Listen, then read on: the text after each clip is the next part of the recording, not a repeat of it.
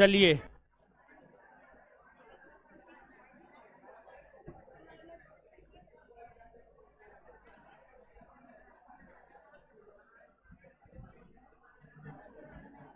आ जाइए।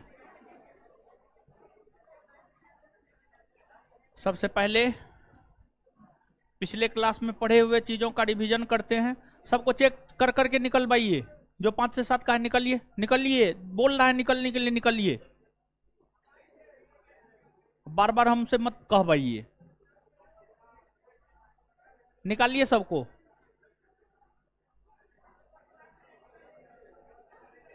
आइए रिवीजन करते हैं। कश्मीर में स्थित घास के मैदान को क्या कहते हैं? मरगना। गुलमर्ग और उत्तराखंड में स्थित बुग्याल या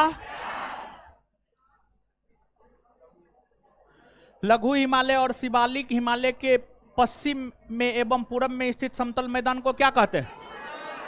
पश्चिम में दून, पूरब में द्वार। पश्चिम में दून, पूरब में द्वार। दक्षिण भारत की सबसे ऊंची पर्वत चोटी? अनाई, अनाई मुदिना। ऊंचाई 2695। अनाई मुदी किस पर्वत श्रेणी के अंतर्गत आता है? पश्चिमी घाट पर्वत श्रेणी। भारत की दूसरी सबसे लंबी पर्वत श्रेणी कौन है तथा इसकी लंबाई? पश्चिमी घाट पर्वत श्रेणी। लंबाई 1600 किलोमीटर। लंबाई 16। पश्चिमी घाट पर्वत श्रेणी का विस्तार किन किन राज्यों में है? 6 में है ना? गुजरात, महाराष्ट्र, गोवा, कर्नाटक, केरल, तमिलनाडु। पश्चिमी घाट पर्वत श्रेणी को महाराष्ट्र में किस नाम से? सह्याद्री ना। सह्याद्री को कितना डिग्री अक्षांश रेखा पर? 16 डिग्री। थाल घाट दर्रा कहां स्थित है? महाराष्ट्र में ना। किन किन शहरों को जोड़ता है? मुंबई को नासिक से। भोरघाट दर्रा किस राज्य में? किसको किसको जोड़ता है? मुंबई को। पालघाट दर्रा किन किन पर्वतों के मध्य स्थित है? नीलगिरी और अन्ना। नीलगिरी और अन्ना। पालघाट किन दो शहरों को आपस में जोड़ता है? कोचीन और कोयम्बटूर। कोचीन और सेनकोटा घाट दर्रा किन के बीच स्थित है तथा यह किन दो शहरों को आपस में जोड़ती है? अन्नामलाई और कार्डमम की पहाड़। और किन शहरों को आपस में जोड़ती है? तिरुवनंतपुरम को कोचीन। तिरुवनंतपुरम को मदुरै। तिरुवनंतपुरम को मदुरै। भारत का दक्षिणतम पर्वतीय क्षेत्र? कार्डमम ना। कार्डमम। पूर्वी घाट का विस्तार किन किन राज्यों में? कौन कौन? ओडिशा, आंध्र प्रदेश, तेलंगाना। पूर्वी घाट पश्चिमी घाट किस राज्य में आपस में मिलते हैं? तमिल। नीलगिरी की सबसे ऊंची चोटी? दोदा। ऊंचाई 2637 मीटर। नीलगिरी क्षेत्र में कौन सी जनजाति पाई जाती? टोडाना। पूर्वी घाट की सबसे ऊंची चोटी? जिंदा गड़ा। कौन राज्य में है? आंध्र। ऊंचाई 1690 मीटर। 1600। जिंदागरा किस राज्य में? आंध्र। महेंद्रगिरी पर्वत किस राज्य में? ओडिशा ना। ऊंचाई 1500।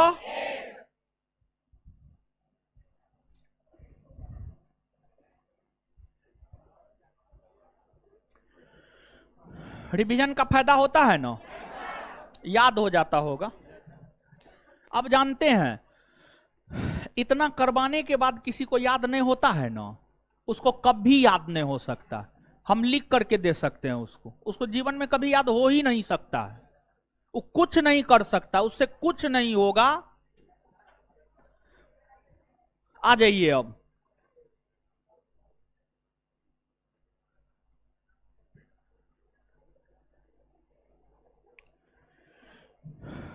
अब आइए देखिए,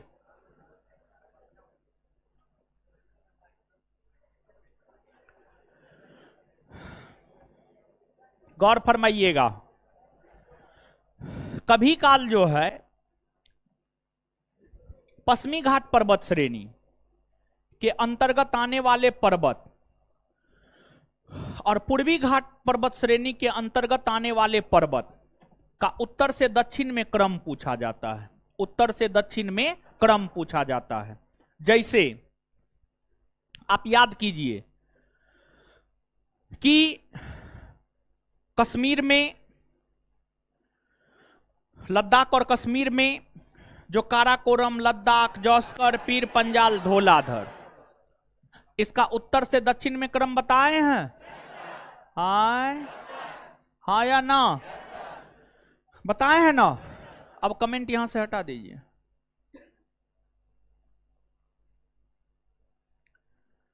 सबसे पहले काराकोरम, फिर लद्दाख, फिर जौस्कर, फिर पीर पंजाल, फिर याद है ना ये? ऐसे ही वो सब तो हिमालय के अंतर्गत आता। जो काराकोरम, लद्दाख, जौस्कर, पीर पंजाल, धौलाधर है, ये सब जो है आपको हिमालय के अंतर्गत आता है। हिमालय के अंतर्गत आता है। उसी प्रकार से जो है पश्चिमी घाट पर्वत श्रेणी के अंतर्गत कई सारी पर्वत श्रेणियां आती है, और फिर पूर्वी घाट पर्वत श्रेणी के अंतर्गत कई सारी पर्वत श्रेणियां आती है। उन पर्वत श्रेणियों का उत्तर से दक्षिण में क्रम पूछा जाता है। उत्तर से दक्षिण में क्रम पूछा जाता, मतलब ये अपना भारत है, ऊपर जाइएगा तो उत्तर होगा ना हो? नहीं होगा हो? ये उत्तर, और इधर आइएगा तो दक्षिण, इधर आइएगा तो क्या होगा? दक्षिण। अब जो आपको पश्चिमी घाट पर्वत श्रेणी है, पश्चिमी घाट पर्वत श्रेणी के अंतर्गत महाराष्ट्र राज्य में कालसूबाई की पहाड़ी है। महाराष्ट्र राज्य में कालसूबाई, कालसूबाई,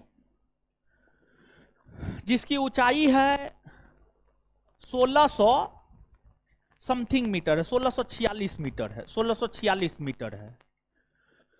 फिर इससे नीचे आइएगा तो महाराष्ट्र में ही महाबलेश्वर की पहाड़ी है। महाबलेश्वर की पहाड़ी है।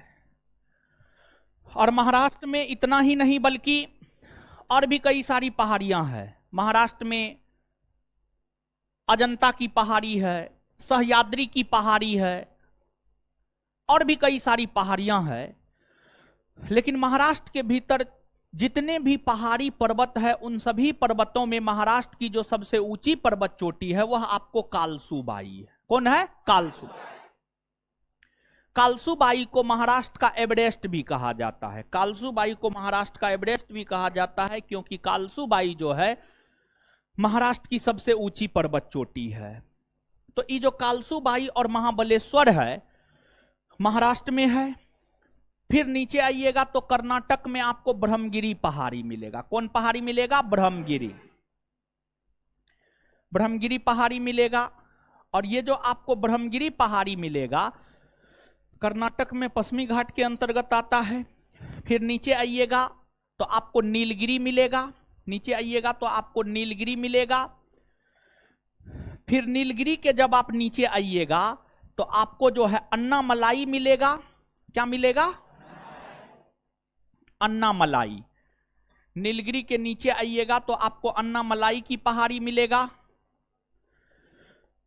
और अन्नामलाई के पहाड़ी के जब आप नीचे आइएगा तो आपको कार्डमम की पहाड़ी मिलेगा। क्या मिलेगा? कार्डमम की पहाड़ी। क्या हम ये बात कह सकते हैं कि पश्चिमी घाट पर्वत श्रेणी के अंतर्गत जो ये तमाम पर्वत है, कालसूबाई, महाबलेश्वर, ब्रह्मगिरी, नीलगिरी, अन्नामलाई, कार्डमम, इसका उत्तर से दक्षिण में क्रम कालसूबाई, महाबलेश्वर, ब्रह्मगिरी, नीलगिरी, अन्नामलाई, कार्डमम है? क्या हम ये बात कह सकते हैं? हाँ ना कह सकते हैं? एकदम कह सकते हैं। साथ ही साथ क्या हम ये बात कह सकते हैं कि कालसूबाई, महाबलेश्वर महाराष्ट्र में है, ब्रह्मगिरी कर्नाटक में है, नीलगिरी तमिलनाडु में है, और अन्नामलाई और कार्डमम की पहाड़ी केरल और तमिलनाडु के सीमा पर है। केरल और तमिलनाडु के सीमा पर है। क्या हम ये सब बात कह सकते हैं? एकदम से कह सकते हैं। समझ गए? इसके बाद जो आपको इधर पश्चिमी घाट पर्वत श्रेणी है, पश्चिमी घाट पर्वत श्रेणी के अंतर्गत जो है, सॉरी इधर पूर्वी घाट पर्वत श्रेणी, सॉरी पूर्वी घाट पर्वत श्रेणी, पूर्वी घाट पर्वत श्रेणी है। पूर्वी घाट पर्वत श्रेणी के अंतर्गत ओडिशा में कई सारे पर्वत मिल जाएंगे, आंध्र प्रदेश में कई सारे पर्वत मिल जाएंगे, तमिलनाडु में कई सारे पर्वत मिल जाएंगे। आज तक के इतिहास में तमिलनाडु और आंध्र प्रदेश के अंतर्गत आने वाले पूर्वी घाट पर्वत श्रेणियों का उत्तर से दक्षिण में क्रम पूछा है, उत्तर से दक्षिण में क्रम पूछा है। तो ये वाला भाग उत्तर हो गया और ये वाला भाग जो है आपको नीचे क्या हो गया, दक्षिण। एक आपको नल्ला मलाई की पहाड़ी है। कौन है? नल्ला मलाई की पहाड़ी, नल्ला मलाई।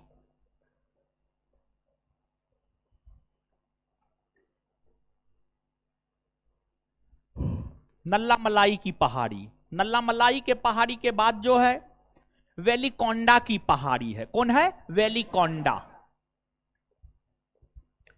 वेलिकोंडा की पहाड़ी है। आंध्र प्रदेश में ही जब दक्षिणी भाग में आएंगे तो आपको एक पालकोंडा मिलेगा। कौन मिलेगा? पालकोंडा, पालकोंडा। और पालकोंडा के जब नीचे आएंगे तो आपको नगारी मिलेगा। कौन पहाड़ी मिलेगा? नगारी। कौन पहाड़ी मिलेगा? नगारी। फिर तमिलनाडु में जब आप आएंगे तो तमिलनाडु में जो है आपको यहां पर जबादी मिलेगा। जबादी के नीचे आएंगे तो आपको सेबराय मिलेगा, और सेबराय के नीचे आएंगे तो आपको पंचमलाई मिलेगा, और पंचमलाई के नीचे आएंगे तो आपको सिरुमलाई मिलेगा। क्या मिलेगा? सिरुमलाई, सिरुमलाई मिलेगा। मतलब एक तो पहली बात हम यह कह सकते हैं कि नल्ला मलाई, वेलिकोंडा, पालकोंडा, नगारी ये सभी आंध्र प्रदेश में है। और दूसरी बात हम यह कह सकते हैं कि जबादी, सेबराय, पंचमलाई, सिरुमलाई तमिलनाडु में है, ये भी कह सकते हैं दूसरी बात। और तीसरी बात हम यह कह सकते हैं कि इन पहाड़ियों का उत्तर से दक्षिण में क्रम, सबसे उत्तर में नल्ला मलाई, फिर वेलिकोंडा, फिर पालकोंडा, फिर नगारी, जबादी, सेबराय, पंचमलाई, सिरुमलाई। तो ये जो पहाड़ियां हैं, इन पहाड़ियों का उत्तर से दक्षिण में क्रम, पहला इसको याद रखना है, और दूसरा कौन पहाड़ी किस राज्य में है इसको भी याद रखना है। अब हम लोग आते हैं, ये तो हम आपको बता दिए हैं। अब मानचित्र का बुक हम बोले हैं आपको लेकर के आना है। मानचित्र का बुक अपना अपना निकाल लीजिए, जिनके पास है निकाल लीजिए, जिनके पास नहीं है वो अगल बगल वाला का मुंह देखिए, मेरा मुंह देखिए, माथा नोचिए, कान नोचिए, नाक नोचिए, दीजिए किताब एगो।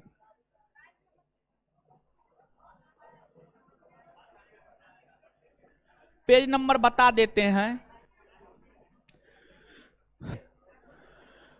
सबसे पहले देखिए,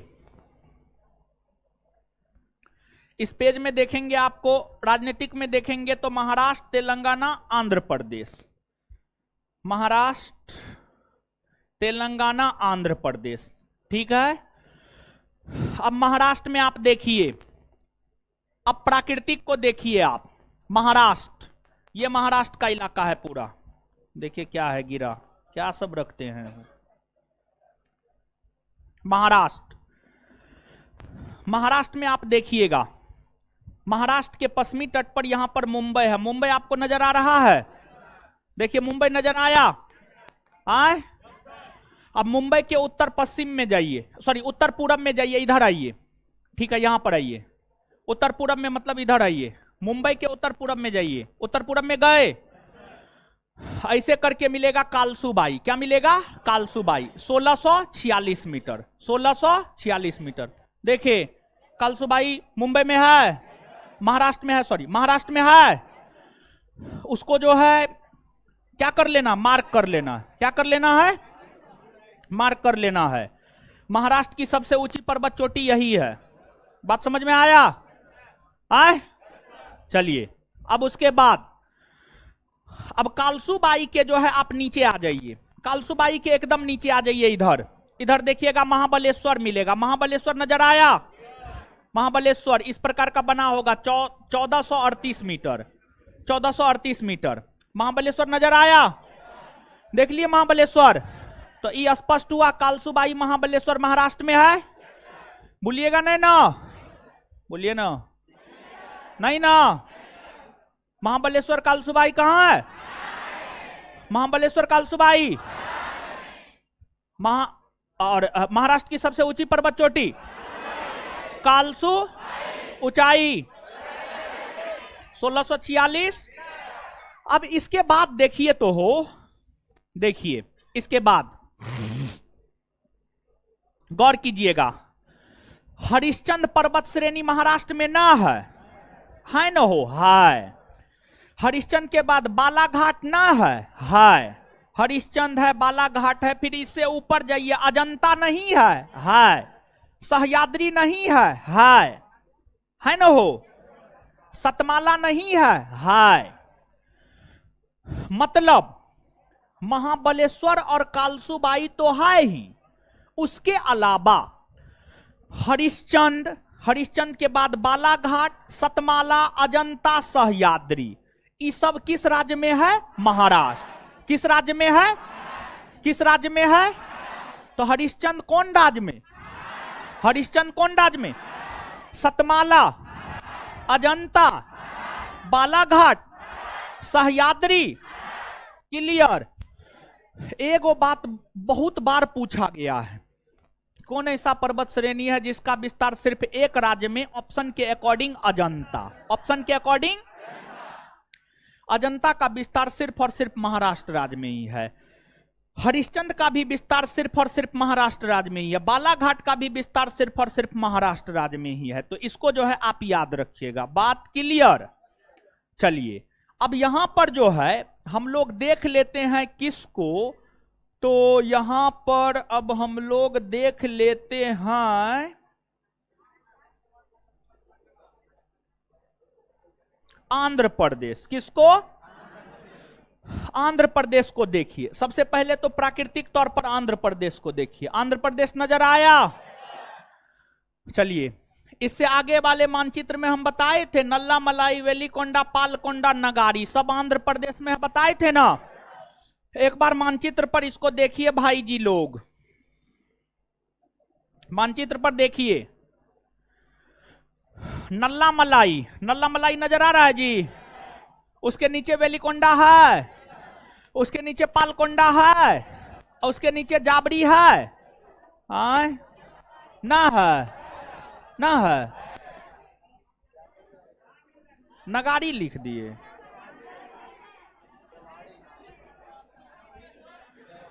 अच्छा 1 मिनट रुकिए ना, काहे अकबकाते हैं।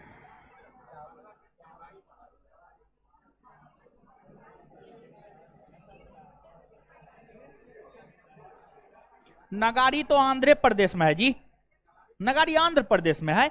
अगला वाला पेज पे आइए ना, स्पष्ट हो जाएगा। अगला वाला पेज पे आइए, अगला वाला पेज पे आइए, पेज नंबर 22। पेज नंबर 22 में आंध्र प्रदेश को देखिएगा। नल्ला मलाई, वेलिकोंडा, पालकोंडा, नगारी। नल्ला मलाई, वेलिकोंडा, पालकोंडा, नगारी ना है? बोलिए नो। आए? स्पष्ट हुआ? वो सबको ही करते जा रहे हैं ना, बोल्ड करते जा रहे हैं ना। अब उसके नीचे तमिलनाडु में आइए, देखिए जबादी है। आए? जबादी के नीचे सेबरा है, सेबरा के नीचे पंचमलाई है, अब पंचमलाई के नीचे सिरुमलाई है। आए? ना है? सब नजर आया? सब नजर आ गया ना? हाँ देख लिए ना, हाईलाइट कर लिए ना? भूलिएगा नहीं जीवन में, पक्का? मम्मी कसम।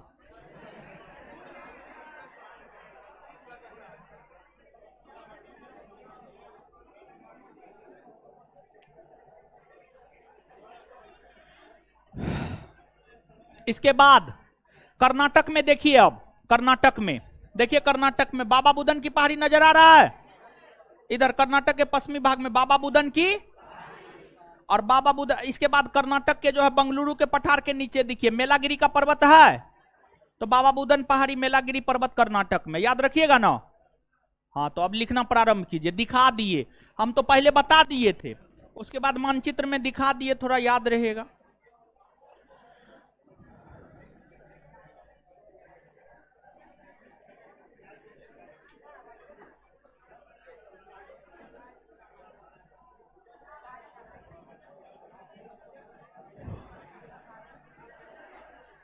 लिखिए, पश्चिमी घाट पर्वत श्रेणी के अंतर्गत आने वाले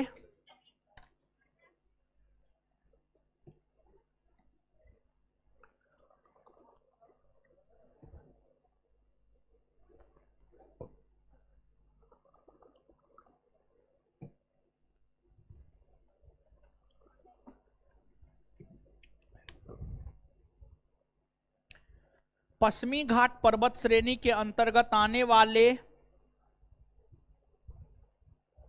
पश्चिमी घाट पर्वत श्रेणी के अंतर्गत आने वाले पर्वतों का पर्वतों का उत्तर से दक्षिण में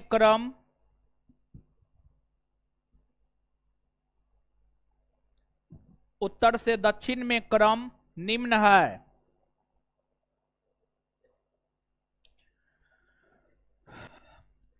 अब दो कॉलम बनाइएगा, एगो में लिखिएगा पर्वत, दूसरे में लिखिए राज्य। एगो में लिखिए पर्वत, दूसरे में लिखिए राज्य।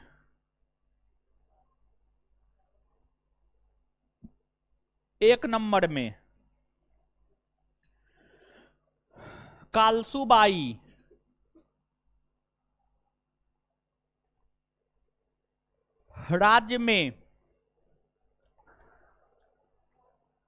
राज्य में महाराष्ट्र,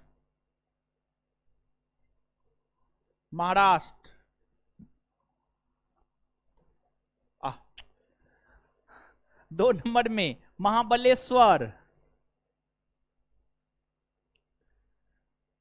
इसमें भी राज्य में महाराष्ट्र।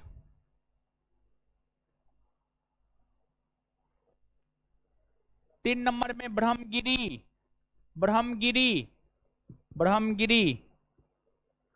राज्य में कर्नाटक।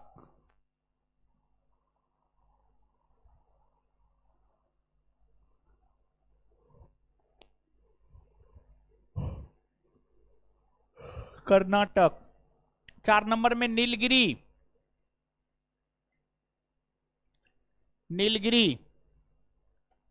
राज्य में तमिलनाडु।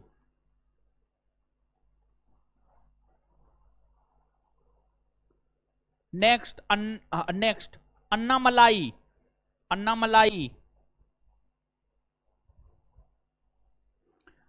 केरल और तमिलनाडु,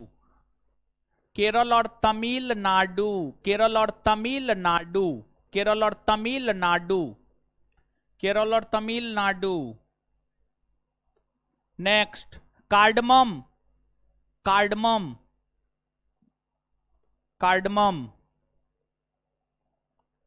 केरल और तमिलनाडु।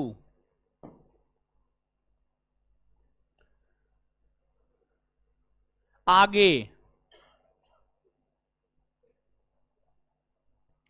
अब आगे स्टार मार के लिखिए, पूर्वी घाट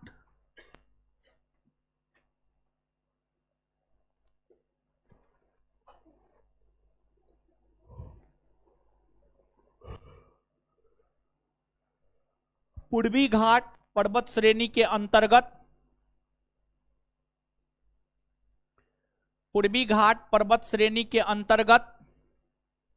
आने वाले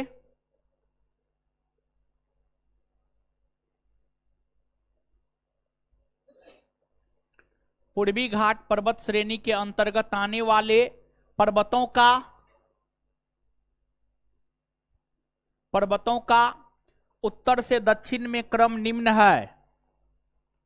पूर्वी घाट पर्वत श्रेणी के अंतर्गत आने वाले पर्वतों का उत्तर से दक्षिण में क्रम निम्न है।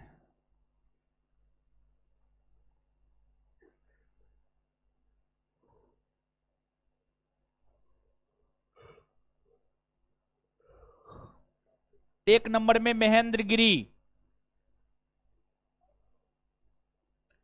जो लिखा रहे हैं लिखिए, अपना दिमाग मत लगाइए, समझे? हाँ, महेंद्रगिरी राज्य में ओडिशा। उसमें भी 2 कॉलम बनाए थे ना? नहीं बनाए, बकलोले हैं। हाँ, 2 कॉलम बनाई, एक में लिखिए पर्वत, दूसरे में राज्य। पर्वत में लिखिए महेंद्रगिरी। महेंद्रगिरी राज्य में ओडिशा। ओडिशा। आगे नल्ला मलाई।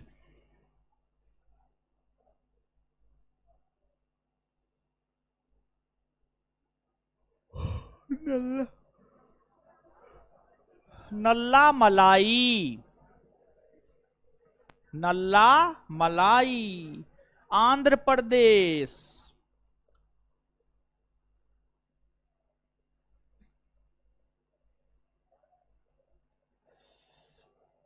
वेलिकोंडा। वेलिकोंडा आंध्र प्रदेश। आंध्र प्रदेश। पालकोंडा। पालकोंडा आंध्र प्रदेश। नगारी।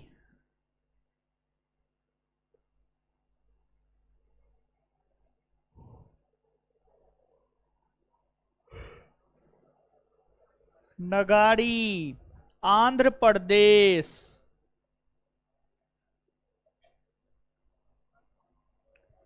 जबादी। जबादी तमिलनाडु। जबादी तमिलनाडु। सेबराय। सेबराय तमिलनाडु। पंचमलाई तमिलनाडु।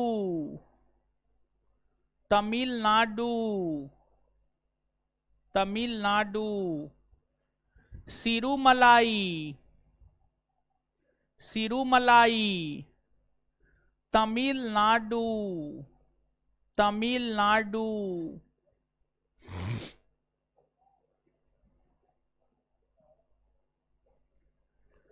तमिलनाडु लिख लिए। अब नीचे हेडिंग मारिए महाराष्ट्र। लिखिए लिखिए।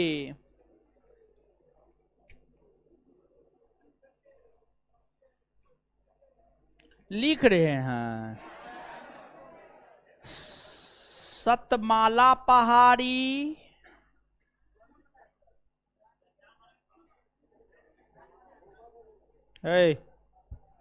नानी याद दिला देंगे हम, शांत रहिएगा।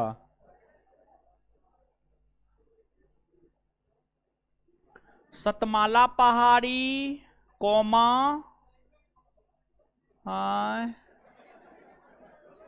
कॉलम नहीं बनाना है, महाराष्ट्र हेडिंग मारना है, डैश देकर लिखना है।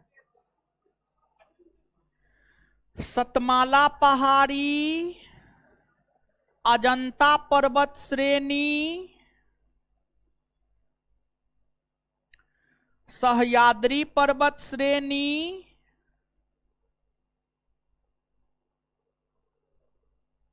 हरिश्चंद्र पर्वत श्रेणी, बालाघाट पर्वत श्रेणी, बालाघाट पर्वत श्रेणी,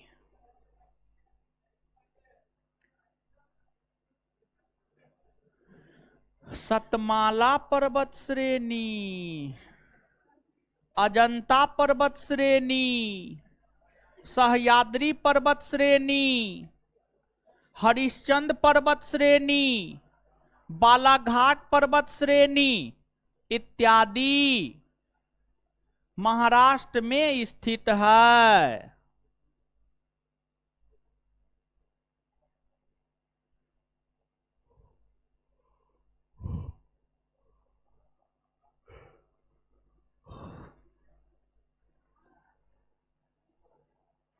अब आगे सुना जाए, आगे मानचित्र खोलकर देखा जाए। मानचित्र खोल लीजिए अपना अपना।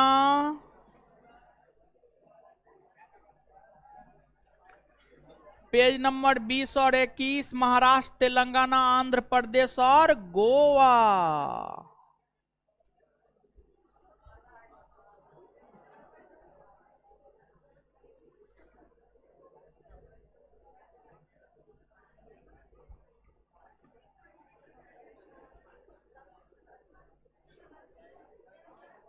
है क्या कर रहे हैं आप लोग?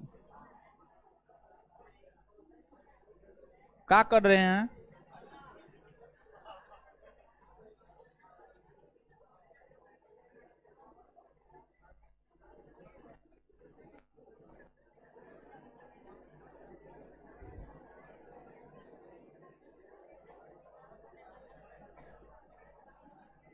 है देखिए, एगो एड़ामाला पर्वत है। कौन पर्वत है? एड़ामाला नजर आ रहा है, आंध्र प्रदेश में है एड़ामाला। तुंगभद्रा नदी के जस्ट नीचे एड़ामाला पर्वत आंध्र प्रदेश में है। फिर उसके नीचे आइएगा शेषाचलम पहाड़ी, ये भी आंध्र प्रदेश में है। शेषाचलम पहाड़ी कहां है? आंध्र प्रदेश में। ठीक है, तो एड़ामाला और शेषाचलम भी कहां पर है? आंध्र प्रदेश। तो नीचे से लिखिए स्टार मार के, एड़ामाला पहाड़ी और शेषाचलम पहाड़ी। एड़ामाला, एड़ामाला, एड़ामाला पहाड़ी और शेषाचलम पहाड़ी आंध्र प्रदेश में स्थित है। एड़ामाला पहाड़ी और शेषाचलम पहाड़ी आंध्र प्रदेश में स्थित है। एड़ामाला पहाड़ी और शेषाचलम पहाड़ी आंध्र प्रदेश में स्थित है।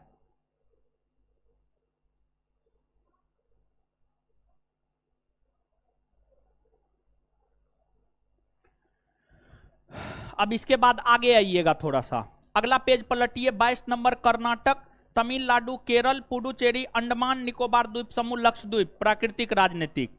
इसमें आप देखिएगा मेलागिरी पर्वत को, बंगलुरु में है, कर्नाटक में है। मेलागिरी पर्वत कर्नाटक में है, समझ गए? तो नीचे से स्टार मार के लिखिए मेलागिरी पर्वत श्रेणी। नीचे से स्टार मार के लिखिए मेलागिरी पर्वत श्रेणी कर्नाटक में स्थित है। मेलागिरी पर्वत श्रेणी कर्नाटक में स्थित है।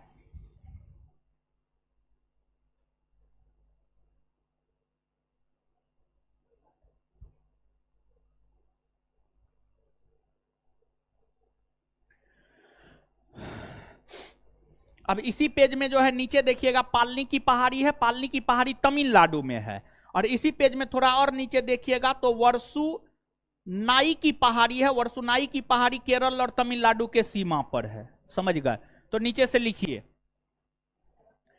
पालनी की पहाड़ी तमिलनाडु राज्य में स्थित है। पालनी की पहाड़ी तमिलनाडु राज्य में स्थित है। पालनी, पालनी, पालनी, पालनी की पहाड़ी तमिलनाडु राज्य में स्थित है।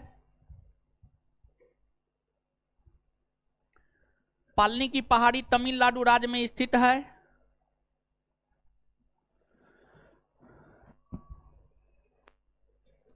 पालनी की पहाड़ी तमिलनाडु राज्य में स्थित है। वर्सु नाई की पहाड़ी, वर्सु नाई की पहाड़ी सॉरी, वरुस नाई की पहाड़ी, वरुस नाउ है, वरुस नाउ। एक मिनट रुक जाइए, लिख देते हैं। वरुस नाउ, वरुस नाउ की पहाड़ी, वरुस नाउ की पहाड़ी, वरुस नाउ की पहाड़ी केरल और तमिलनाडु राज्य के सीमा पर है।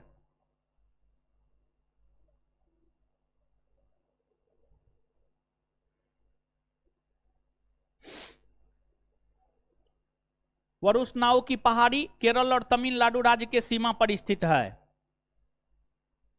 अब देखिए भाई जी लोग, दीदी जी लोग, अब जो है इसको क्या करना है, जितना कॉपी में लिखाए हैं मानचित्र पर देखिए, और थोड़ा सा जो है ना 2 मिनट के लिए कंसंट्रेट कीजिए मानचित्र पर और कॉपी पर, जितना लिखाए हैं स्केच करवाए हैं, समझ गए। थोड़ा सा देखिए तो इसको, जो पहाड़ी जिस राज्य में है देखिए तो थोड़ा सा। ऑनलाइन वाले लोग आप लोग भी देखिए, और थोड़ा दिमाग पर जोर डाल के देखिए, मतलब याद करने के उद्देश्य से देखिए। हम बोर्ड से हट जाते हैं, और जिनके पास मानचित्र न है वो इसको देखिए, क्या कि आप लोग तो है पूरा निकम्मा नालायक।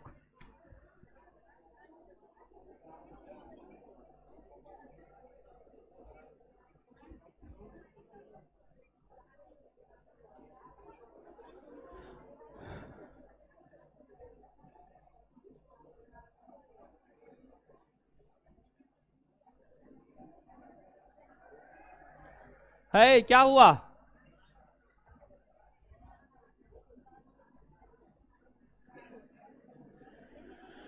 हल्ला मत कीजिए आप लोग, हल्ला करना गलत बात है।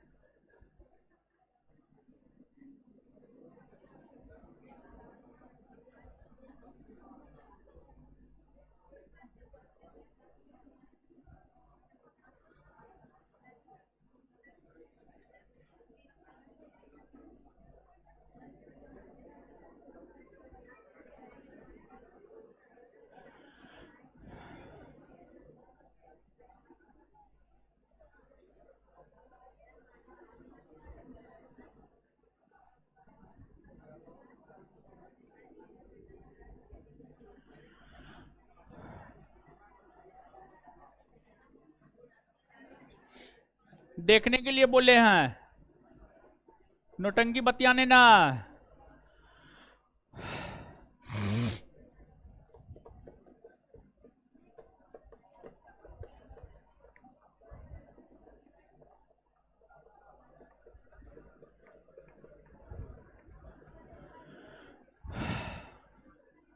देख लिए, किसके किसके पास किताब न है, हाथ खड़ा कीजिए तो। सब नालायक निकम्मा है। अच्छा, क्या मेरा मुंह देखने आते हैं? देखिए बहुत बढ़िया है मुंह, चिंता मत कीजिए। लड़की लोग में किसके किसके पास ना है, हाथ खड़ा कीजिए। मम्मी कसम हाथ खड़ा कीजिए, मम्मी कसम हाथ खड़ा कीजिए।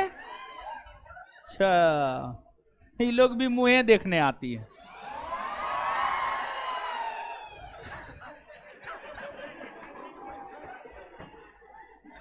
कौन बीमारी आप लोग को हो गया है हो? चलिए है, आइए देखिए, जैसे कि आज बिहार दरोगा बैच में एगो क्वेश्चन डिस्कशन करवा रहे थे, तो वहां पर ही प्रश्न पूछा गया था, गारो खासी जयंतिया पहाड़ी किस राज्य में? तो उत्तर मेघालय। मेघालय होगा ना?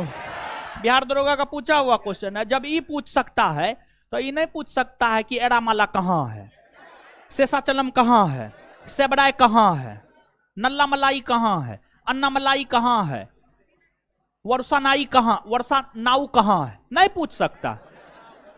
पूछ सकता है ना हो? नीचे से स्टार मार के एक लाइन और लिखिए। महाराष्ट्र की सबसे ऊंची पर्वत चोटी,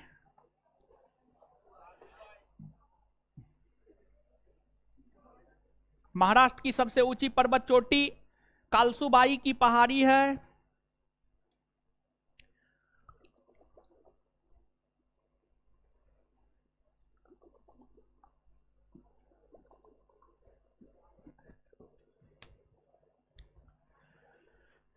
महाराष्ट्र की सबसे ऊंची पर्वत चोटी कालसुबाई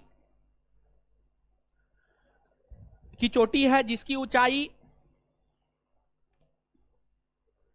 1646 मीटर है। इसे महाराष्ट्र का माउंट एवरेस्ट भी कहा जाता है। इसे महाराष्ट्र का माउंट एवरेस्ट भी कहा जाता है।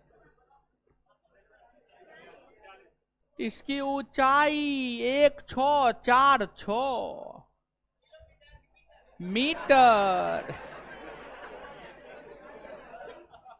1646 मीटर, 1646 मीटर है। इसे महाराष्ट्र का माउंट एवरेस्ट भी कहा जाता है। इसे महाराष्ट्र का माउंट एवरेस्ट भी कहा जाता है। लिख लिए। अब 1 मिनट में हम लोग याद कर ले, तब फिर आगे बढ़ जाएंगे क्या?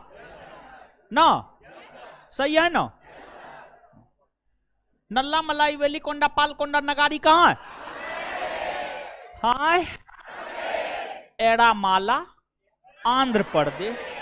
एड़ामाला, एड़ामाला, शेषाचलम पहाड़ी, शेषाचलम पहाड़ी, एड़ामाला, एड़ामाला, शेषाचलम पहाड़ी। क्लियर? जबादी, सेबराय, पंचमलाई, सिरुमलाई, पालनी की पहाड़ी, तमिलनाडु, पालनी की पहाड़ी। क्लियर? क्लियर ना? हम महाबलेश्वर कालसुबाई, हम महाराष्ट्र की सबसे ऊंची चोटी, कालसुबाई की ऊंचाई 1600। क्लियर? अब ब्रह्मगिरी, अब मेलागिरी कर्नाटक, ब्रह्मगिरी और मेलागिरी, ब्रह्मगिरी और मेलागिरी, नीलगिरी, नीलगिरी, अन्नामलाई केरल और कार्डमम, वरुसा नाउ केरल और, तो अन्नामलाई, कार्डमम, वरुसा नाउ केरल और, केरल और कोई दिक्कत? याद हुआ? इसके अलावे हरिश्चंद्र पर्वत श्रेणी, सतमाला, अजंता, सह्याद्री। क्लियर? याद हो गया? आगे बढ़े ना। अब यहां पर थोड़ा सा जो है, यहां पर देखिए भारत के जितने भी राज्य है, उन राज्यों में जो भी पर्वत है, टोटल 2800 राज्यों में और 8 केंद्र शासित प्रदेश, जितने भी पर्वत है, सब पर्वत की बात यहीं पर कर लेंगे। बात समझ रहे हैं? अंडमान निकोबार द्वीप समूह के पर्वत के विषय में पहला चैप्टर में चर्चा किए थे? नहीं किए थे? माउंट थुलियर, माउंट डियोब, माउंट हेरियट नहीं किए? किए थे ना? हाँ समझ गए। अब आइए,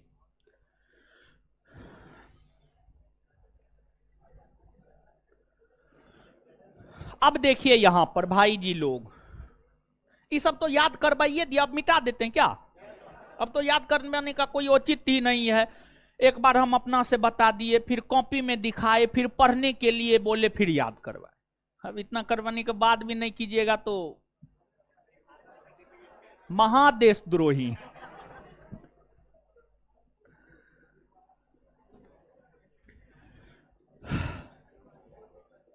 गुजरात, क्या गुजरात? मानचित्र अपना अपना पलटिए, गुजरात पलटिए, गुजरात और गुजरात पलट लिए। हाँ पलट लिए। आइए अब बोर्ड पे आइए। देखिए ये जो अपना गुजरात है ना, हो अपना जो गुजरात है, जहां के हमारे प्रधानमंत्री मोदी जी हैं, गांधी जी भी गुजराती थे, समझे? हाँ, तो गुजरात में जो है ना कई सारी पहाड़ियां हैं। कच्छ की पहाड़ी, मांडव पहाड़ी, बरदा पहाड़ी, गिरनार पहाड़ी, गिर पहाड़ी।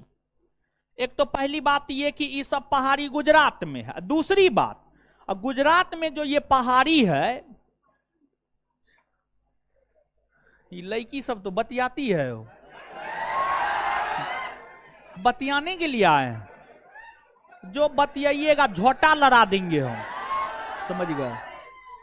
बतियाना ना है, यहां पे कंसंट्रेट होना है, समझ गए? पीछे भेज दे, कल से पीछे बैठिएगा आप लोग, आराम से बतियाते रहिएगा, कोई नहीं देखेगा। क्या सबसे वो पीछे वाला क्लासरूम, ये पहला है, दूसरा तीसरा वाला में बैठिएगा, समझे? अब बतियाइएगा तो सही में हम भगा देंगे।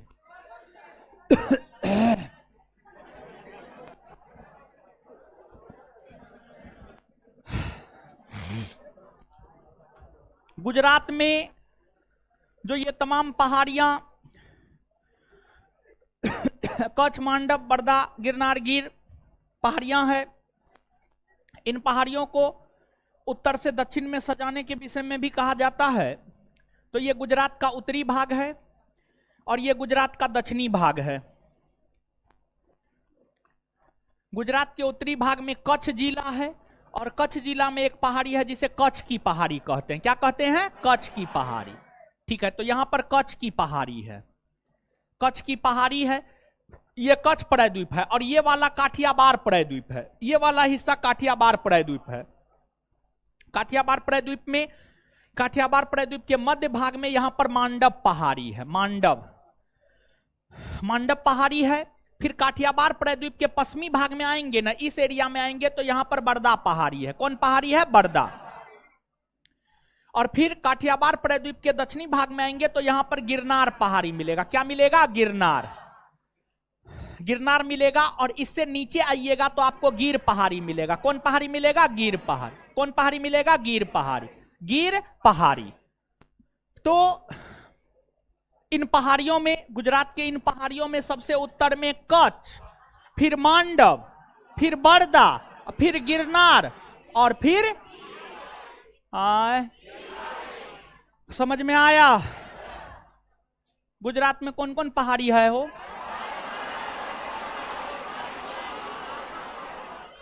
है न हो? मानचित्र जो देख रहे थे सब नजर आया न हो? उसको हाईलाइट कर लिए ना? और जो उत्तर से दक्षिण में क्रम हम बताए हैं वही ना है हो?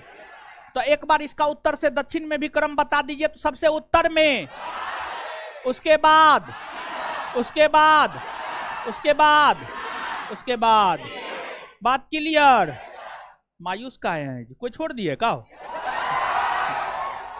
हम महाराज मायूस मत रहा कीजिए, खुश रहा कीजिए। एगो छोड़ेगी दूसरी आएगी, दूसरी छोड़ेगी तीसरी आएगी। लिखिए, लिखिए। गुजरात, गुजरात है, लिखिए। गुजरात डैश देकर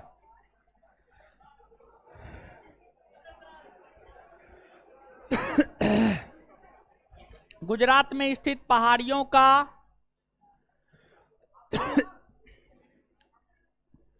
गुजरात में स्थित पहाड़ियों का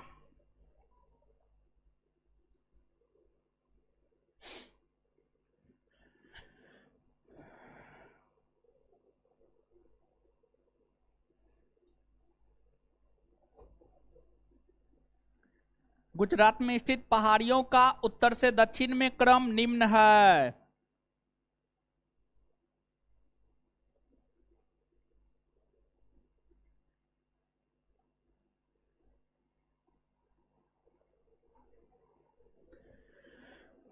उत्तर से दक्षिण में क्रम निम्न है। एक नंबर में कच्छ की पहाड़ी, 2 नंबर में ऊपर नीचे करके लिखना है। 1 नंबर में कच्छ की पहाड़ी, फिर उसके नीचे मांडव, फिर उसके नीचे बड़दा, फिर उसके नीचे गिरनार, फिर उसके नीचे गिर, ऐसे करके लिखना। कच्छ की पहाड़ी, 2 नंबर में मांडव की पहाड़ी, मांडव की पहाड़ी, 3 नंबर में बड़दा पहाड़ी,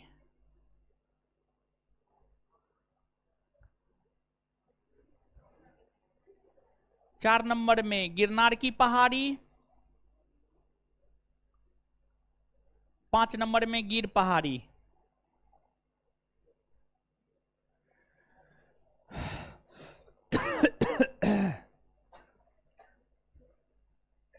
चलिए, अच्छा, जो आप मानचित्र देख रहे हैं उस मानचित्र में देखिए, गुजरात के ऊपर में राजस्थान न है, हो है न हो। अब देखिएगा, जो राजस्थान है, राजस्थान में एगो महत्वपूर्ण पर्वत श्रेणी है, उसका नाम है अरावली। क्या नाम है? अरावली। क्या नाम है? अरावली। और अरावली भारत की सबसे प्राचीनतम पर्वत श्रेणी है, हिमालय से भी पुरानी है। हिमालय, पश्चिमी घाट, पूर्वी घाट, सबसे पुरानी है अरावली। तो जो राजस्थान राज्य है, यहां पे गौर फरमाइएगा थोड़ा सा, लड़कों सब बतिया रहा है, आपको कहां हम देंगे। सही में जो लड़का बतियाएगा उसको पाकिस्तान। महाराज एक तो कान में बाली पहनते हैं, ऊपर से बतियाते हैं, बतियाइए नहीं। सुनिए, राजस्थान, राजस्थान में अरावली पर्वत श्रेणी है। कौन पर्वत श्रेणी? अरावली। ऐसे ही अरावली विस्तृत है, जैसे हम बोल रहे हैं ना, ऐसे ये विस्तृत है अरावली, ठीक है। और जो अरावली पर्वत श्रेणी है, यह भारत की प्राचीनतम पर्वत श्रेणी है। और अरावली पर्वत श्रेणी का विस्तार मुख्य तौर पर तो राजस्थान में है, लेकिन इसका थोड़ा बहुत विस्तार गुजरात में भी है, थोड़ा बहुत विस्तार हरियाणा में भी है और दिल्ली में भी है। जो अपना दिल्ली है, दिल्ली में राष्ट्रपति भवन है। राष्ट्रपति भवन रायसीना हिल्स पर है, यानी रायसीना की पहाड़ी पर है, रायसीना की पहाड़ी पर है। तो ये जो अरावली है ना, इसी का विस्तार जो दिल्ली में हुआ है ना, दिल्ली में जो इसका विस्तार हुआ है उसको रायसीना हिल्स कहते हैं। और रायसीना हिल्स पर ही भारत का राष्ट्रपति भवन है। क्या है? राष्ट्रपति भवन। समझ गए। अरावली पर्वत श्रेणी की सबसे ऊंची पर्वत चोटी गुरु शिखर। अरावली पर्वत श्रेणी की सबसे ऊंची पर्वत चोटी गुरु शिखर। और जो गुरु शिखर है, इसकी ऊंचाई है 1722 मीटर। और यह राजस्थान की सबसे ऊंची पर्वत चोटी है। यह राजस्थान की सबसे ऊंची पर्वत चोटी है। और जो अरावली पर्वत श्रेणी है, यह पर्वत श्रेणी राजस्थान के लिए जलवायु विभाजक के तौर पर काम करती है। यह पर्वत श्रेणी राजस्थान के लिए जलवायु विभाजक के तौर पर काम करती है। जैसे हिमालय पर्वत श्रेणी जो है संपूर्ण भारत के लिए जलवायु विभाजक के तौर पर काम करती है।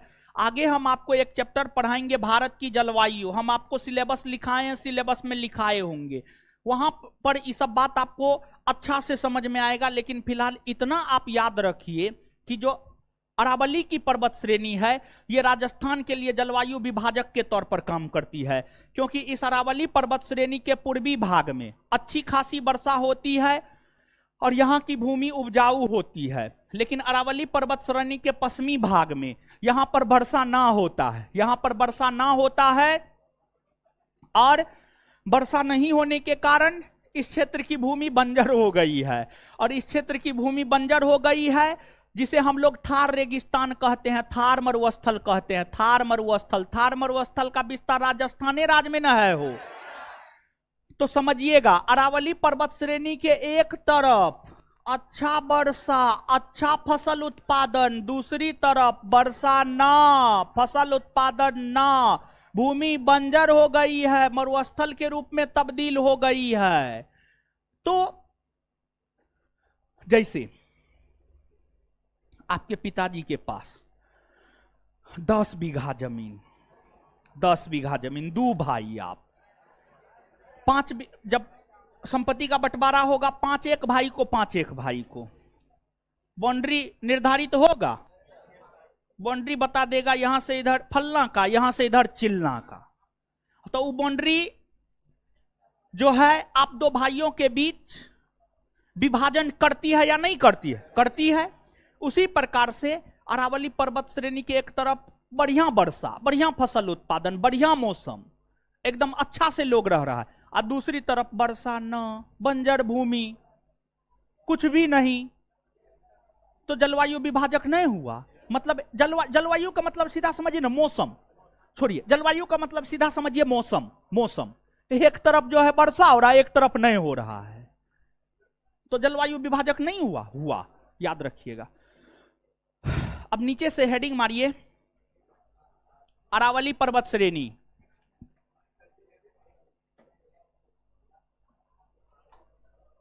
दीजिए तो अरावली पर्वत श्रेणी, अरावली पर्वत श्रेणी डैश देकर, यह विश्व के, यह भारत का, सॉरी, यह भारत का सबसे प्राचीनतम पर्वत श्रेणी है।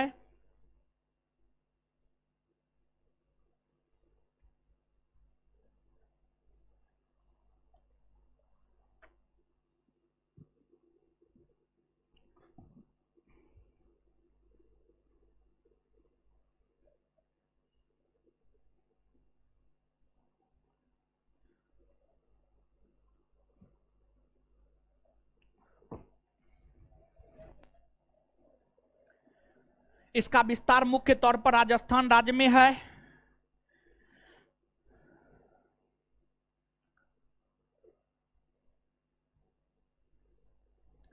इसका विस्तार मुख्य तौर पर राजस्थान राज्य में है।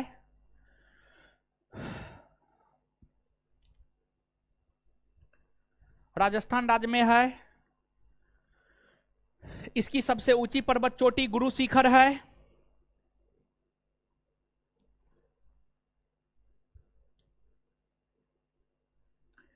इसकी सबसे ऊंची पर्वत चोटी गुरु शिखर है।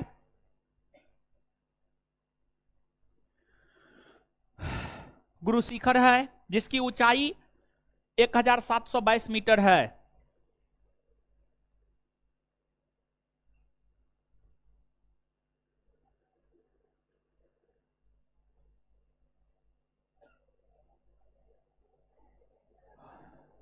एक 1722 मीटर है।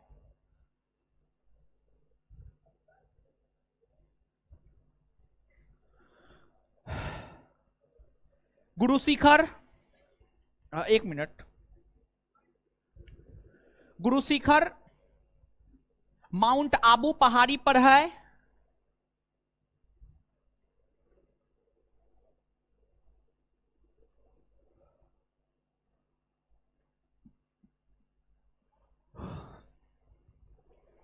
गुरु शिखर माउंट आबू पहाड़ी पर है। माउंट आबू पहाड़ी पर है, फुल स्टॉप। माउंट आबू पहाड़ी पर दिलबारा का जैन मंदिर है। माउंट आबू पहाड़ी पर दिलबारा का जैन मंदिर है।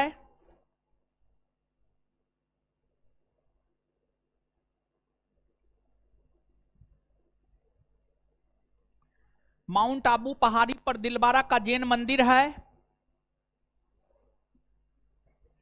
माउंट आबू पहाड़ी पर दिलबारा का जैन मंदिर है। जैन मंदिर है, अर्थात हम यह कह सकते हैं कि, अर्थात हम यह कह सकते हैं कि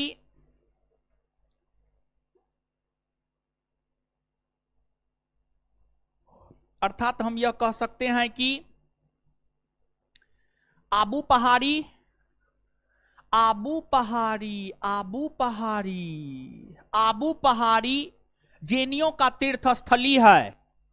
जैनियों का तीर्थ स्थली है।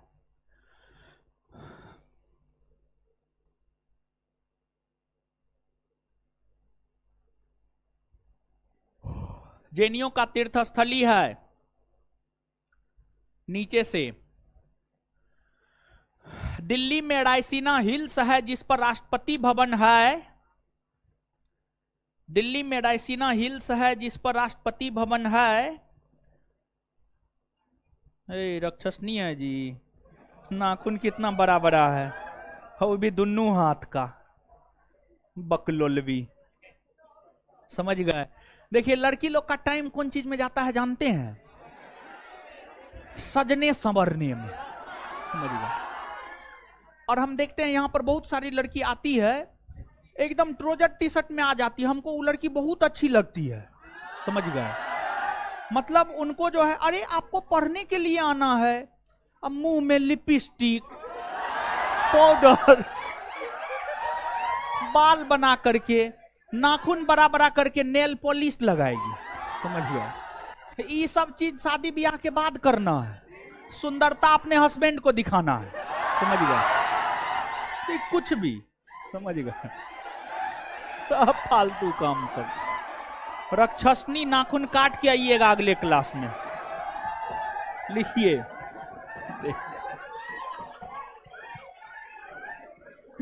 लिखिए आगे।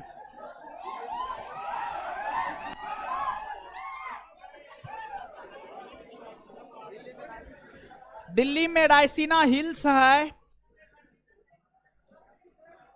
दिल्ली में रायसीना हिल्स है, दिल्ली में रायसीना हिल्स है जिस पर राष्ट्रपति भवन स्थित है, जिस पर राष्ट्रपति भवन स्थित है। यह रायसीना हिल्स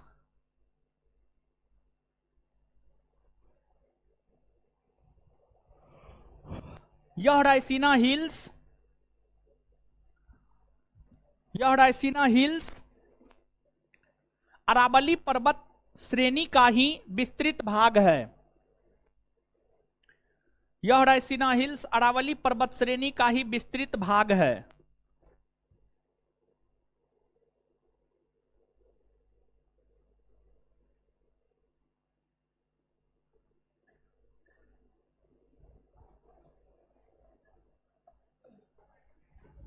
नोट देकर के इस पॉइंट को लिखेगा, बड़ी महत्वपूर्ण पॉइंट है ये। एनओटी नोट, अरावली पर्वत श्रेणी, अरावली पर्वत श्रेणी,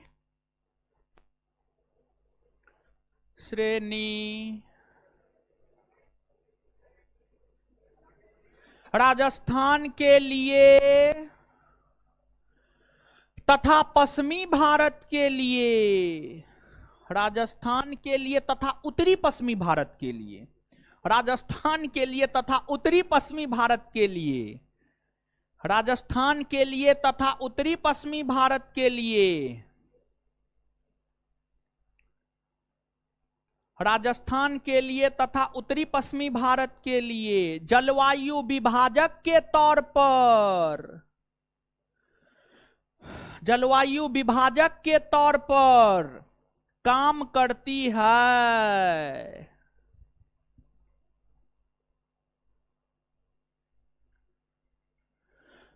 जलवायु विभाजक के तौर पर काम करती है। Full stop. अब यहीं पर थारो मरुस्थल को देख लीजिए न, क्या है, कुछ हो न है उसमें हो। थार मरुस्थल यहीं पर लिख लीजिए न, क्या बाद में पढ़ने का क्या जरूरत है ना। हेडिंग मार लीजिए थार मरुस्थल। अरे 2-3 गो तो पॉइंट है थार मरुस्थल में महाराज। लिखिए थार मरुस्थल। हाँ हेडिंग।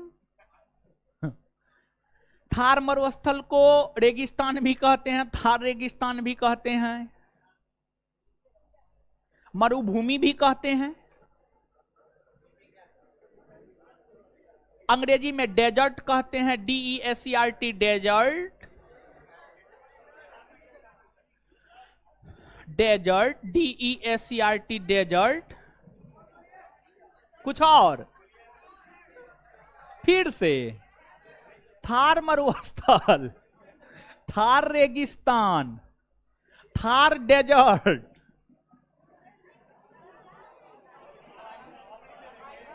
क्या हुआ? सुनिए सुनिए, पहले समझिएगा तब ना लिखिएगा महाराज।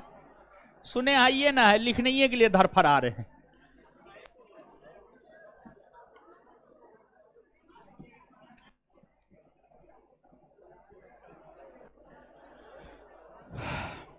एक बार मानचित्र दीजिए तो।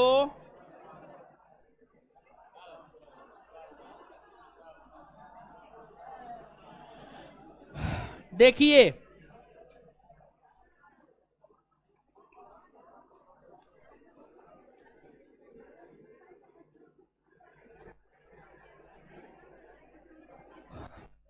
इसी पेज में आप देखिएगा, इसी पेज में, ठीक है, इसी पेज में राजस्थान वाला में देखिएगा।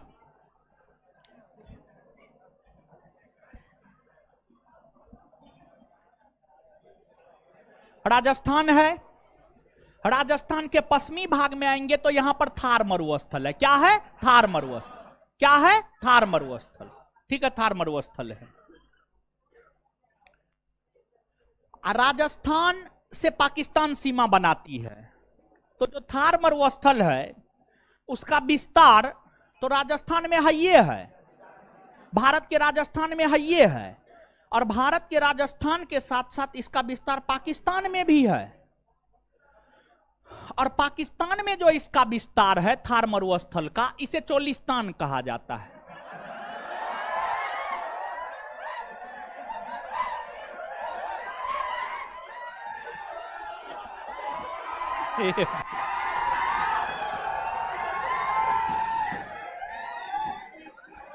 यानी चोली याद आ गया आप लोग को।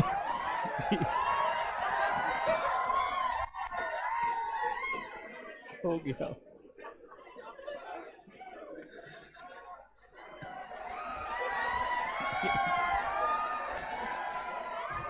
सुनिए, अब सुनिए आगे।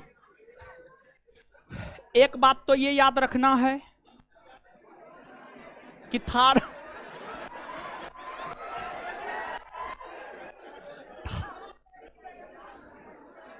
अब लिखिए,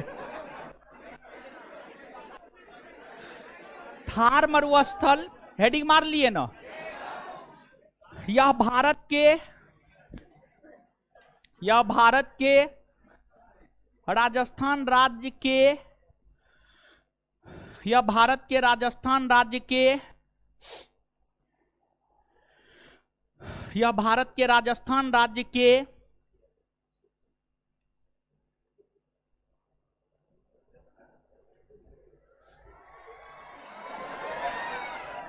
पश्चिमी भाग में स्थित है।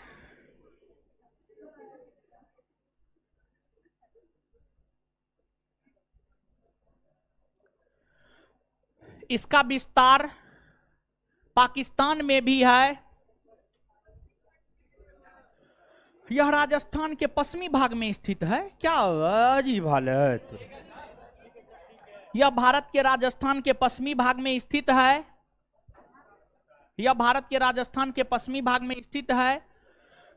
इसका विस्तार पाकिस्तान में भी है। इसका विस्तार पाकिस्तान में भी है। Full stop. पाकिस्तान में इसे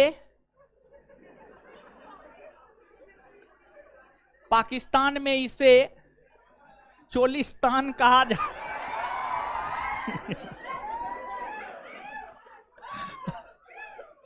पाकिस्तान में इसे चोलिस्तान कहा जाता है।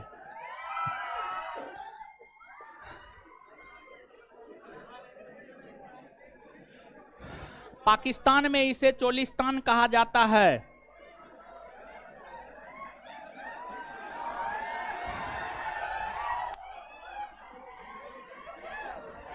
देखिए, अब जो है एक मरुस्थल का जो है ना प्रकृति पूछा जाता है। प्रकृति, गर्म प्रकृति, ठंडी प्रकृति। तो जो थार मरुस्थल है उसकी प्रकृति गर्म है। थार मरुस्थल की प्रकृति क्या है? गर्म। और दूसरी बात यह है कि पूरे विश्व में जितने भी मरुस्थल है, पूरे विश्व में बहुत सारा मरुस्थल है। जैसे विश्व के मानचित्र पर आप आइएगा, अफ्रीका में सहारा मिल जाएगा, कालाहारी मिल जाएगा, मोजाबो मिल जाएगा उत्तरी अमेरिका में, आटाकामा चिली में मिल जाएगा, तकला मकान चीन में मिल जाएगा, मतलब गोभी मंगोलिया में मिल जाएगा। ये सब मरुस्थल है, कोई गर्म है कोई ठंडी है, जिसमें ये तो स्पष्ट हो गया थार मरुस्थल गर्म प्रकृति का है। अब इसके बाद आगे एक बात और कि विश्व में जितने भी मरुस्थल हैं उन सभी मरुस्थलों में सबसे ज्यादा मानव जनघनत्व थार मरुस्थल में देखने को मिलता है। सबसे ज्यादा मानव जनघनत्व थार मरुस्थल में देखने को मिलता है। मतलब क्या हुआ? इसका मतलब यह हुआ कि थार मरुस्थल के कम भूभाग में ज्यादा मानव रहता है। जो मरुस्थलीय भाग होता है ना वो बंजर भूमि होता है। बंजर भूमि मतलब जहां पर फसल का उत्पादन नहीं होता है, जहां पर फसल का उत्पादन नहीं होता उसी को बंजर भूमि कहा जाता है। और जहां पर फसल का उत्पादन ही नहीं होता है तो वहां पर मानव का रहना पॉसिबल है नहीं है। मानव अगर वहां पे रहेगा तो उपजबे नहीं करेगा, खाएगा क्या? खाएगा नहीं तो मर जाएगा। और मानव जीने के लिए ही तो खाता है और खाने के लिए ही तो जीता है, दोनों बात समझ गए। लेकिन एगो स्टेटमेंट सुनाते हैं, अंबेडकर साहब का स्टेटमेंट सुनिए। डॉक्टर भीमराव अंबेडकर, गौर से सुनिएगा, एक ही बार बोलेंगे। अच्छा लगा इसीलिए सुना देते हैं।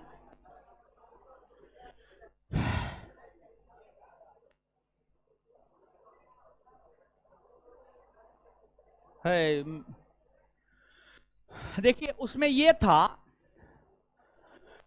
सुनिए, वो पता नहीं डिलीट उलीट हो गया है।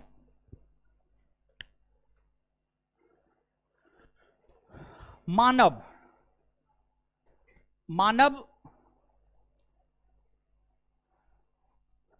कमाता है। कमाता क्यों है? खाने के लिए। खाता क्यों है? जिंदा रहने के लिए। देखिए मानव कमाता है। कमाता क्यों है? खाने के लिए।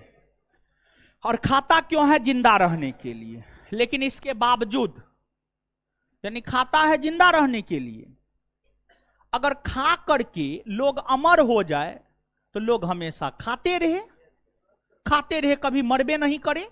लेकिन खाने के बावजूद भी मानव मर जाता है। मतलब सिर्फ मानव का काम कमाना और खाना नहीं है। सिर्फ मानव का काम कमाना और खाना नहीं है।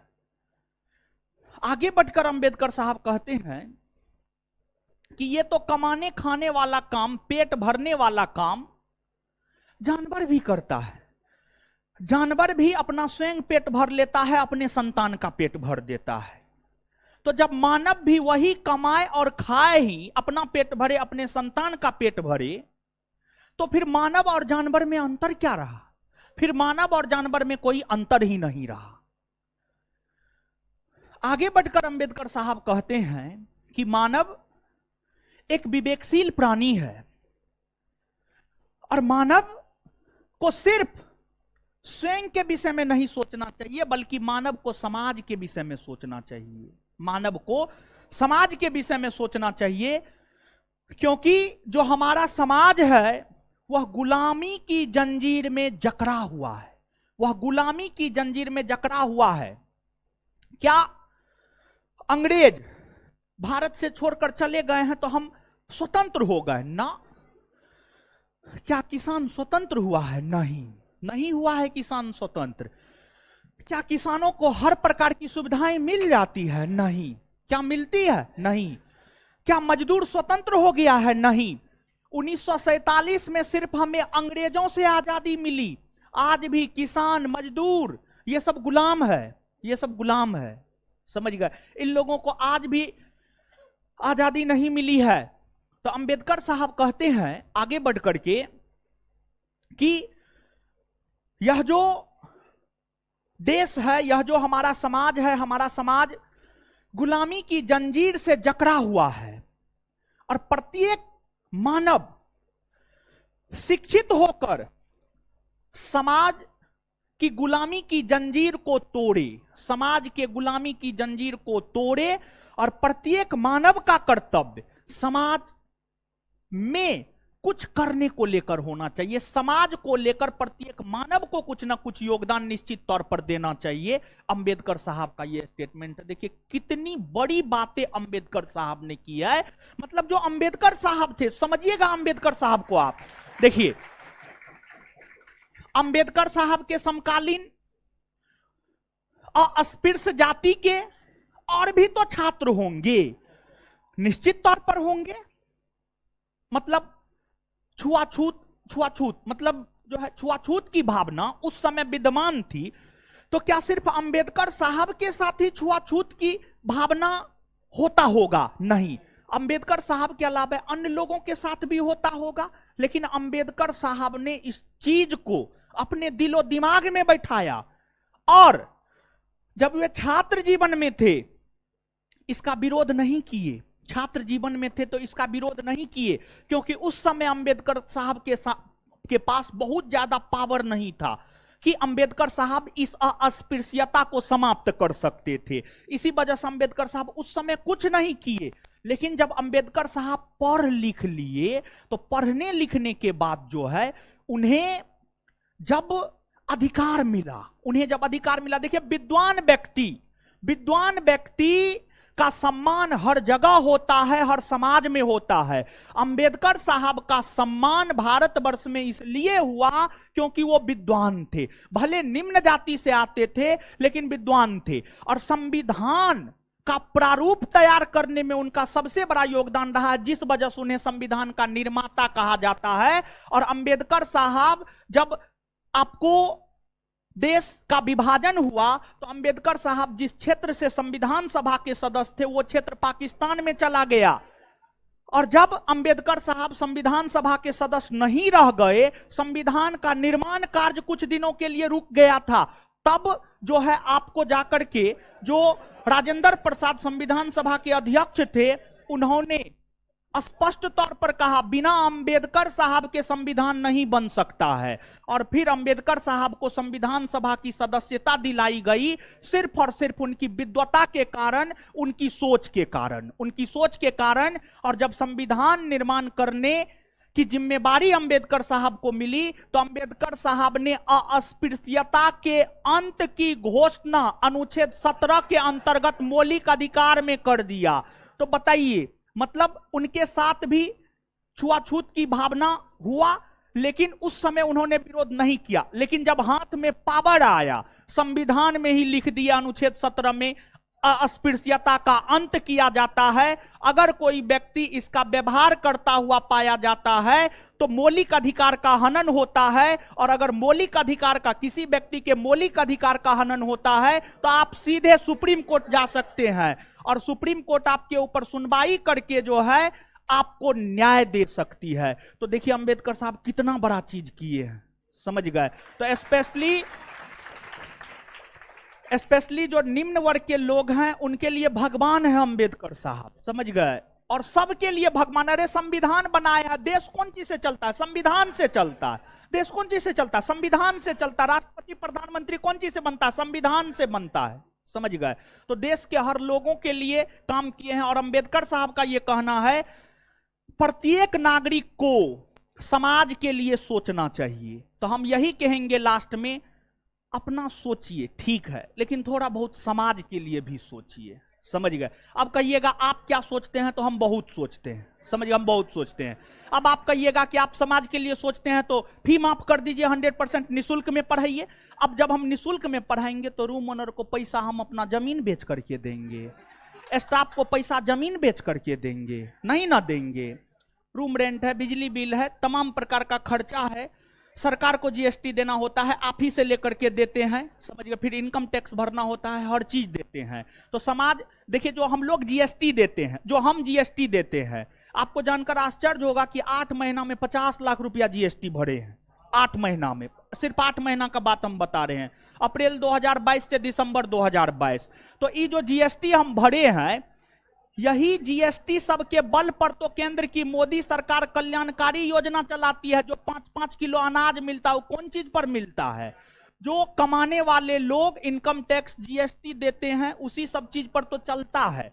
तो समाज में मेरा योगदान है, एक तो इस रूप में जीएसटी के रूप में, इनकम टैक्स के रूप में योगदान है, और दूसरा जो गरीब छात्र है उनसे पूछ लीजिएगा, आता है प्रॉब्लम बताता है तो उनका एडमिशन कर देते हैं फ्री में। बहुत सारे लोग हैं इससे। इसके बाद जो है अगली बात यह है कि हम आपको शिक्षित करते हैं। तो ये भी सबसे बड़ा योगदान। तो पैसा सबको साइड कीजिए। क्या अंबेडकर साहब जब शिक्षा ग्रहण कर रहे थे तो उनको पैसा नहीं खर्चा होता था? होता था, समझ गए? होता था, समझ गए? तो सबसे बड़ा चीज तो आपको शिक्षित कर रहे हैं, इससे बड़ा मेरा समाज में और क्या योगदान हो सकता है? समझ गए? तो ये बात है। अब लिखिए। तो ये तो अंबेडकर साहब पे चले गए। हाँ, वो बात समझा दिए थे ना हो। हाँ, तो समझा दिए थे तो नीचे से एक लाइन, नीचे से जो है उसी में कंटिन्यू कीजिए। नहीं तो सुनिए, 1 मिनट नोट दे करके लिख लीजिए, बड़ी महत्वपूर्ण है ये सब।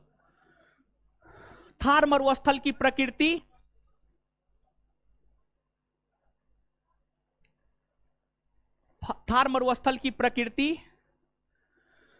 गर्म है।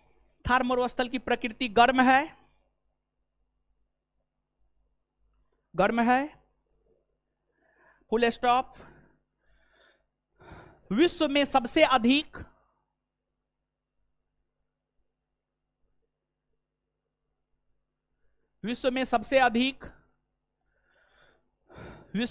अधिक मानव जनघनत्व वाला मरुस्थल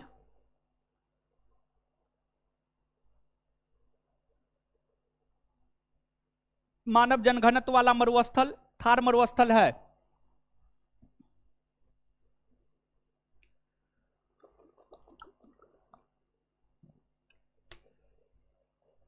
विश्व में सबसे अधिक मानव जनघनत्व वाला मरुस्थल थार मरुस्थल है। चलिए अब आइए याद करते हैं। गुजरात तक तो हम लोग याद कर लिए ना है हो, तो बस 5-10 को तो पॉइंट है, उसको तो याद करना 2 मिनट में हो जाएगा।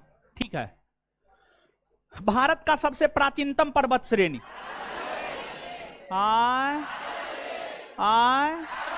अरावली ना हो, कौन राज्य में है हो? कौन राज्य में? राजस्थान में ना हो। अरावली की सबसे ऊंची पर्वत चोटी अरावली की सबसे ऊंची पर्वत चोटी गुरु शिखर की ऊंचाई 1700। राजस्थान की सबसे ऊंची पर्वत चोटी गुरु शिखर कौन पहाड़ी में है? आबू पहाड़ी। गुरु शिखर कौन पहाड़ी में है? अच्छा, आबू पहाड़ी कौन धर्म के लिए है? कौन धर्म के लिए? अच्छा, रायसीना हिल्स कहाँ है वो? दिल्ली में ना। राष्ट्रपति भवन कौन हिल्स पर है? रायसीना हिल्स पर ना। राजस्थान के लिए जलवायु विभाजक के तौर पर काम कौन करती है? राजस्थान के लिए जलवायु विभाजक के तौर पर काम अरावली ना हो। अच्छा, अरावली पर्वत श्रेणी के पूर्वी भाग में थार रेगिस्तान है या पश्चिमी भाग में? पश्चिमी भाग में ना। थार रेगिस्तान का विस्तार क्या सिर्फ भारत में है? पाकिस्तान में है ना हो। थार रेगिस्तान किस प्रकृति का है? किस प्रकृति का है? गर्म ना हो। अच्छा, एक बात और बताइएगा कि जो थार रेगिस्तान है, सर्वाधिक मानव जनघनत्व वाला मरुस्थल कौन है? कौन है?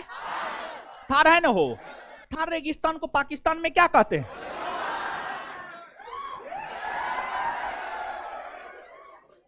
चलिए, काम खत्म है। इससे आगे अगले क्लास में। धन्यवाद।